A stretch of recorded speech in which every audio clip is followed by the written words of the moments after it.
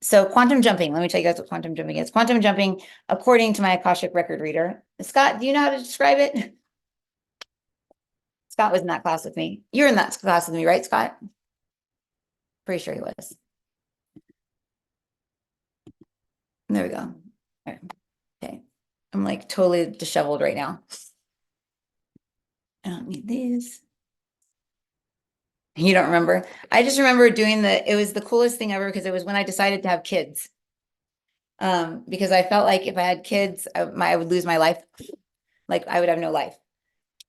And it was this thing where we went up these stairs and we had to walk to the end of like this diving board. And then like we had to jump.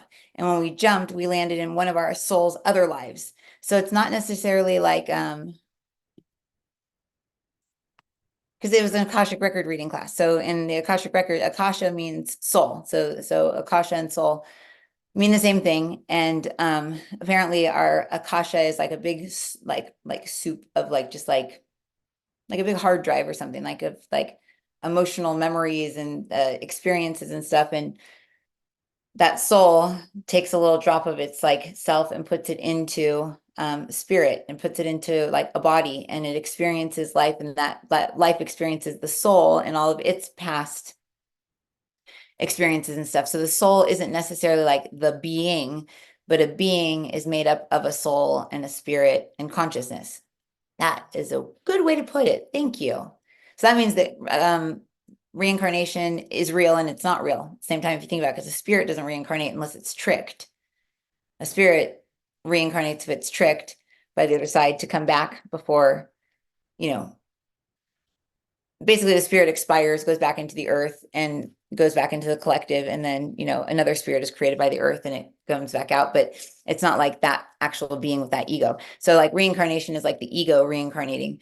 The soul is in essence, like spanned throughout kind of like eternity through all these different places and spaces and times and lives and stuff like that. So like, somebody that could have the same a drop from the same soul. Like I was saying earlier to somebody I was talking to, like I think that me and a few people are made of like cut from the same cloth. We probably have the same soul drop, like a drop from the same soul.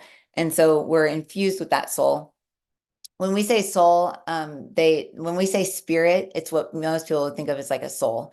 And when I say soul, I think it's what most people would think of as like the higher self, or yeah, probably the higher self. But anyways, so with the quantum jumping, what you do is you get to jump off this like diving board and you land in another one of your soul's incarnations, another one of your soul's life. So it could be now, it could be in the future, it could be in the past, it could be parallel, it could be anything. So our soul is the intelligence of God within us, the emotional intelligence of God within us. And our soul is here to expand and grow our consciousness. So our consciousness is here. It's like this little ball, and it comes in and it lives, and it's got a spirit attached to it, which is kind of like the witness from the earth. And then we've got the soul, which is like the witness from like I guess they're saying like the cosmos. And then God's a witness too. So they're all kind of like watching through us. That's our multidimensional body. And then we've got our elemental body. We've got all these different layers of ourself.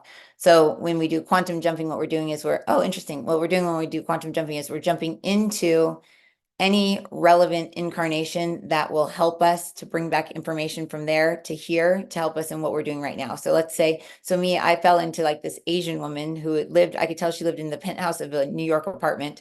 She had a gold medal around her neck, like, cause she had like ran in the Olympics or something like that. She had ran the marathon and she had this medal from it or whatever, not the Olympics, but she had won a marathon. She had a kid over there and she was kissing it goodbye. And there was like a dad or a nanny or somebody there with it. And then she was running off to go to her work, and she was an attorney. It's like I dropped into her and I was looking in the mirror like this at her in her eyes.